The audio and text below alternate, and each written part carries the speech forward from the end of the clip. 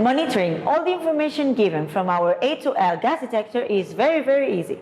We will just need our A2L gas detector and our gateway AKONET edge. The installation is very simple. We will just need to connect our A2L detector to the gateway AKONET edge using a Modbus connection cable, and then we will power both devices and register them in AKONET.Cloud. To register them, we must register on the platform if we do not yet have an account. Once inside, in the devices section, in the plus icon, we must enter the serial number and the validation code that appears on the device label. To activate the A2L, we must enter in the Edge tab and search for the device using the Modbus address. Once registered, in the A2L detector widget, we can remotely see if the device is in an alarm state, if we have activated the set hold mode or the maintenance mode. These are modes that are very useful to avoid false alarms. In addition, in the parameter editor, we can remotely modify the severity of the alarms to receive notifications or reports.